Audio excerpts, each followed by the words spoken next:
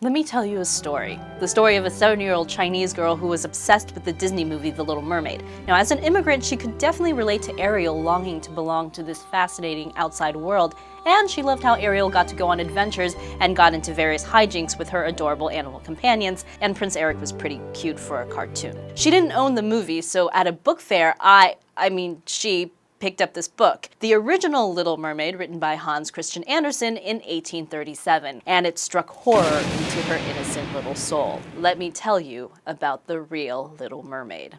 So, let's start off by saying goodbye to the adorable talking animal companions, along with any traces of humor or fun in the story. The basic setup is the same. The Little Mermaid is the daughter of the Sea King who is filled with curiosity about the human world, and she does fall in love with a human prince who she rescues from a horrible shipwreck. But she's not just after the prince. She also wants a human soul. Apparently mermaids have no soul and dissolve into sea foam when they die. But she can somehow get a soul if the prince loves her enough to marry her, because then his soul will leak out into hers in some sort of soul transference move.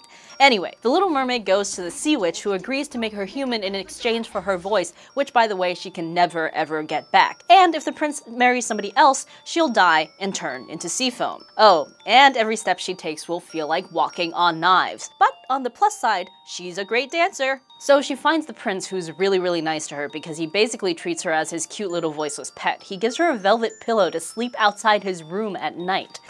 That's pretty creepy. I know, right? And she goes everywhere with him and dances for him even though her feet are literally bleeding. And he hugs her, kisses her, and even says to her that he cares for her because she loves him more than anyone else in the world does. But he just doesn't see her as wife material. What a jerk. He ends up marrying a neighboring princess who he thinks is the one who rescued him from his shipwreck. And as the Little Mermaid sits on the bridal ship, contemplating her imminent death, her sisters appear with one last chance for her to save herself. The Little Mermaid must kill the prince, and when his blood spills on her feet, she will turn back into a mermaid. But at the last minute, she can't do it, and instead throws herself off the side of the ship, dissolving into sea foam. The end, at first. Because this thing has more endings than the Return of the Kings movie. Andersen later added a second ending where the mermaid wakes up as an air spirit. Now, these are beings that can get a human soul after they spend 300 years doing good deeds. So, that's better, right?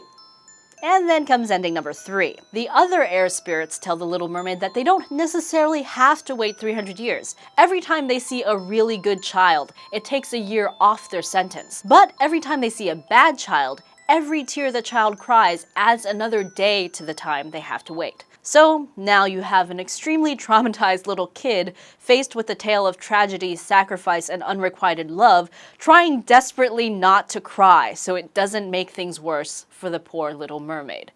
So the moral of the story is, Hans Christian Andersen was a blackmailer of children.